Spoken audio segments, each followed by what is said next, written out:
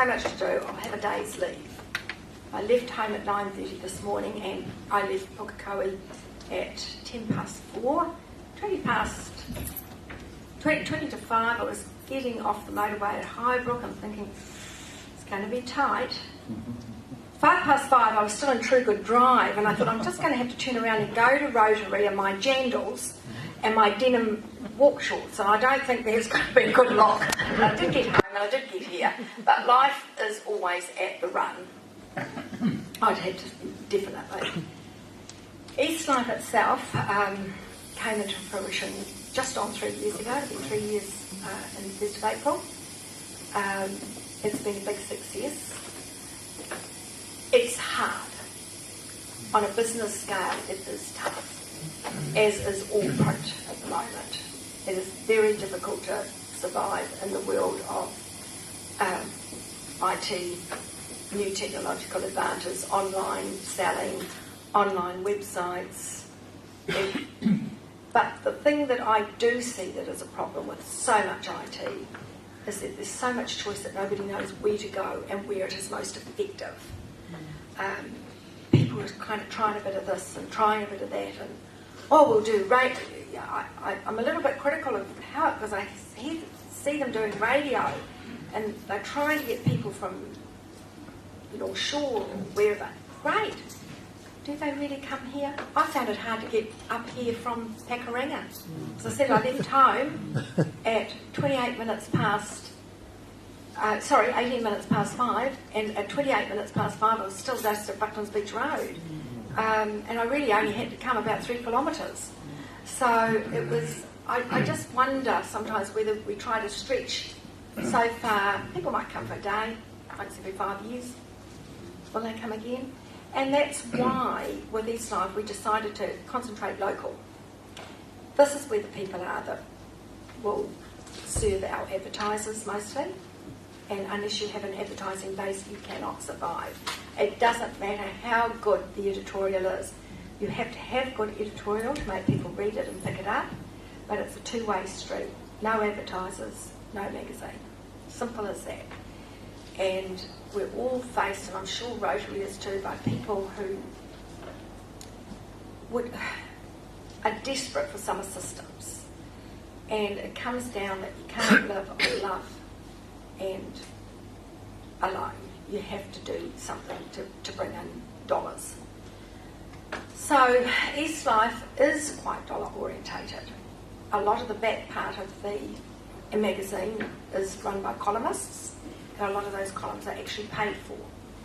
But we have a very exacting standard. I do not want columns by companies about themselves. I want them to give people informed information.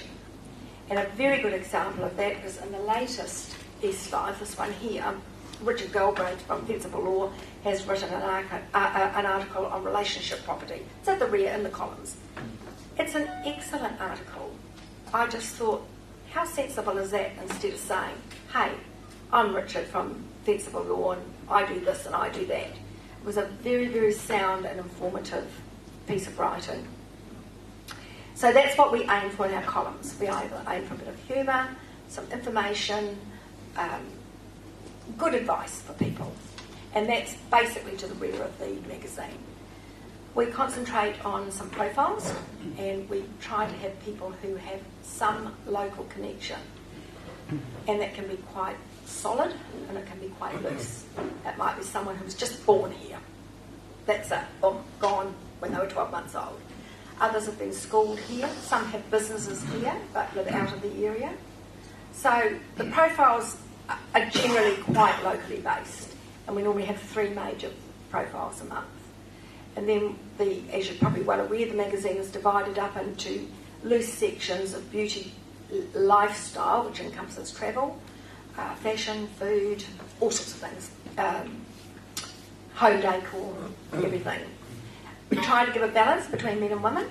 There's always some sport, and I would have to say that John Rawlinson, who writes most of our sport, is probably one of the most talented writers out there. He has narrowly missed winning senior sports reporter so many times, and it's only because we are a magazine and we don't do live sport. We have to concentrate on profiles.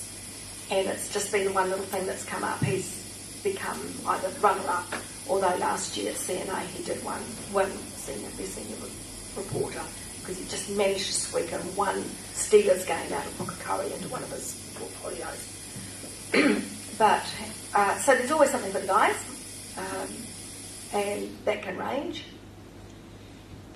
Now this is something you might all sympathise with here, and being of my age group, I'm constantly being told we have to pitch this at a younger audience, and I'm constantly saying young people don't read magazines unless it's Dolly Bird or something like this, or some fashion magazine, or music, or the music industry in some way.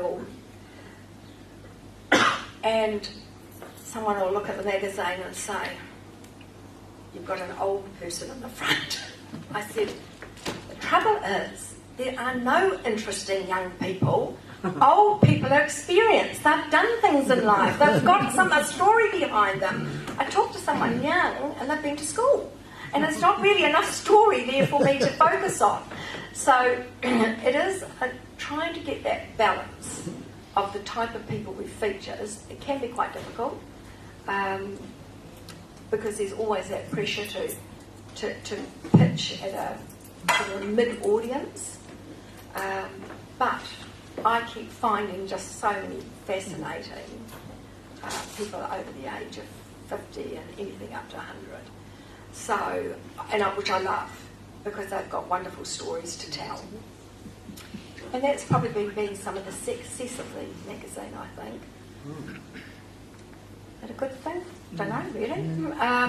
Something we still examine every week, really. We look at it, we pull it to pieces, we think what we could have done better, who we should have had, whether there's a great number of artists and authors in our area. It's trying to keep that balance right. And it's relentless because it's every month. But it's not just, this is the latest Eastlife, it's not just once a month, 84 pages for two of us to do. We also do Rural Living, which is a little bit smaller, and it's not quite as glossy as Eastlife. And this goes in the Franklin area, and this is pitched at lifestyle farmers. So it has a very distinct rural section, and it has a distinct living section. And sometimes I do a little bit of a swap around between the two, if it suits. We have fun. I don't know if any of you read Right On Key, or in our rural one we have Right On Guy, which is a play on the words of Right Honourable, but also Right On Guy. And I did have someone email me who accused us of being a Tory magazine and National started. And I said, "Oh no, that's not really true at all. We have a lot of fun with the Prime Minister and with Mr Guy. In fact, we often take the mickey out of them." Those columns come from press releases, and then we add our interpretation to them. So it's always as seen through the eyes of Eastlife, or as seen through the eyes of rural living. We would do the Prime Minister, regardless of which political party he represented. He is the Prime Minister of this country, and we like to show a little bit of what is coming out of his office. And as I said, we sometimes have a dig, and sometimes we give him a pat on the back. So it's sort of bricks and bouquets a wee bit. And the same, we have a lot more fun with Right On Guy in rural. But again, it's a light tone. And then there's all the other special publications in between. So it is a very, very full-on month. We never seem to really stop. And for the advertising sales reps, it's a very tough road. We basically have 3, and they work very, very hard across all the publications, all the magazine publications. The sales team for Times is quite separate and works separately. So, and because we try not to mix up the papers and the magazines, And that's something I'm constantly having to tell people who contact me. We're not the community newspaper. I don't run stories about schools in the main. I think that is the domain of the community newspaper. And I get a lot of club requests or organisational requests, and I don't usually do them unless they have someone within that organisation who is interesting and can be the springboard for a story in which I can then give that club or that organisation some sort of kudos. So it is hard sometimes to turn people down. I've had the UA3 group, the Age University group, ask me over and over to write about them. But that again is not what we're there to just write about groups. If I had somebody within that group who had achieved something remarkable, then I would write about it. So it's like that with everyone. And it is hard. You know, you want to help, but you can't always. You have to be realistic. And the thing is, if I did do that, and that's all you got every month, you wouldn't read the magazine. You would read your bit. Oh, sorry. Oh, here we are. And you would not read about all the other clubs and organisations, or the small stories, what I would call community newspaper stories. It wouldn't be the same draw code, and we wouldn't get the advertising base. So it's as simple as that. So there is, you have to be business savvy out there, but also I'm just passionate about this magazine. I love it. I love doing it. I think it offers plenty to people to read. I think there's an element for lots of different tastes. And I think that's why it's been a success. So if you want to ask me anything about the magazine, please do. And I just invite you to ask. I've brought along a few, and I've also brought along a few rurals as well. I'll just leave them on a table here. I only have two of the latest one. I just grabbed them as I walked out of the office yesterday, which is this one here. And it will be out in the main street of Howick, all the shopping centres. There's always drop boxes everywhere. You can pick that latest one up. And then I just bought a couple of others. My wives haven't seen it. There's a couple of oddball ones here just from the last 2 or 3 months. If anyone wants to take home, they're welcome to them. So, any questions? Yes? Helen, do you agree that the average younger person, say someone younger than 40, would read the first paragraph of any article and then shut off? I'd say the first 3 paragraphs, and that is the problem with the 3 profiles we do. We do 3 sort of major stories, and it's always the tussle. Do I write less and then make it a bit trivial, or do I give someone a full story? But I think 3, which might cover 6 pages out of 84, is a very good balance, if you like. And then there may be a couple of other longer stories, maybe in the travel or something like that. But most of the readership, a lot of the pieces that we do are short and photographically strong. But we try to make those short pieces actually say something as well. But I do agree with you. It is a hard thing. If you would like to think if something really grips you right at the beginning, people would read it to the end.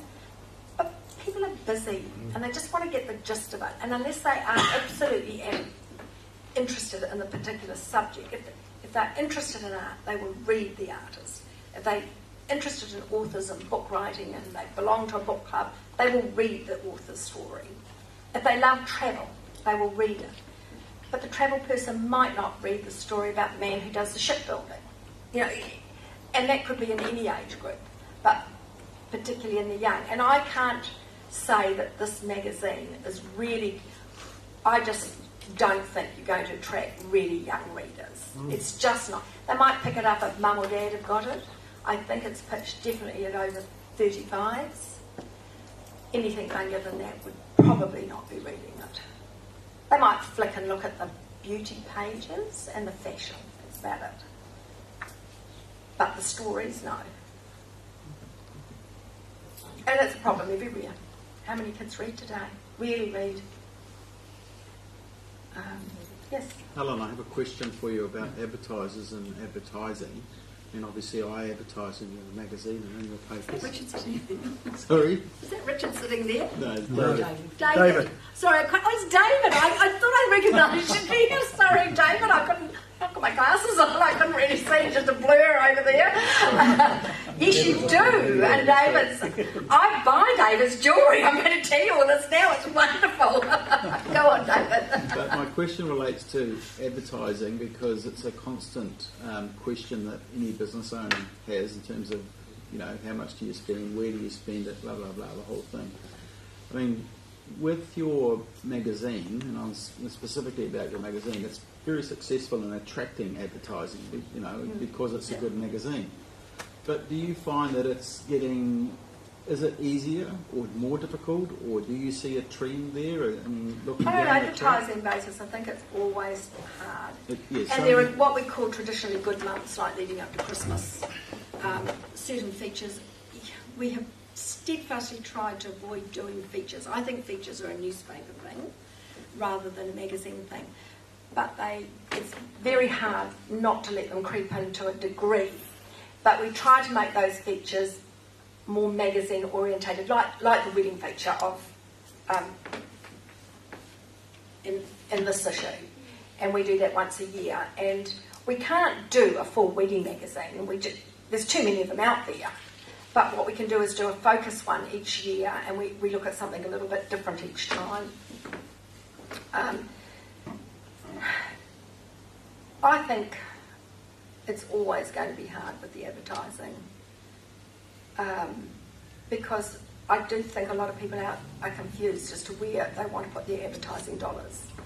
And they honestly, and a lot think, well, I'll go online, but you have to make sure then you promote that online site because, frankly, unless you know a company and know to go to it, you've either got to search through diamond rings and up come 50,000 jewellers.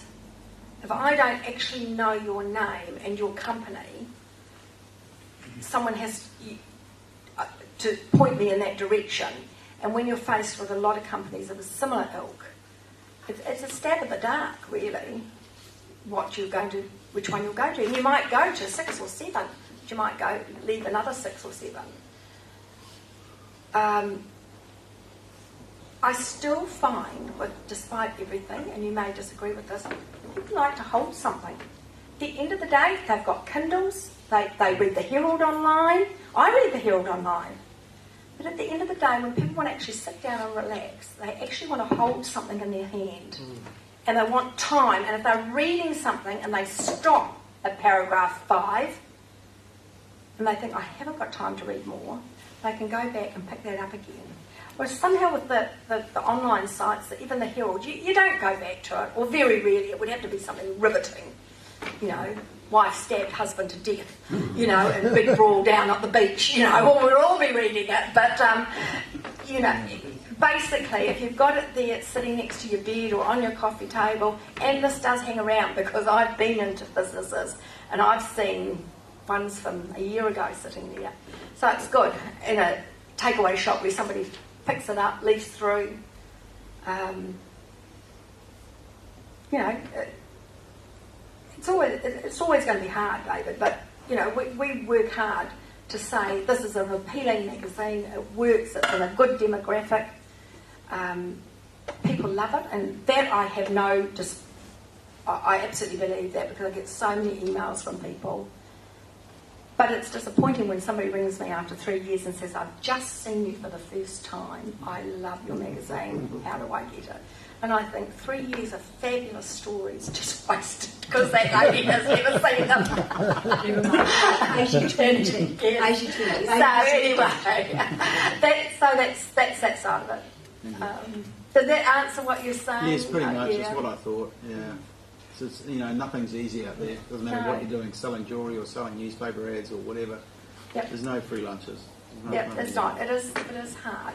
But I look at that team there. They're just about all pretty well local people. They know the district. They love the district. they're very committed to the advertisers. So I'm not just saying that because I work there. I've worked there for 27 years, and I have seen how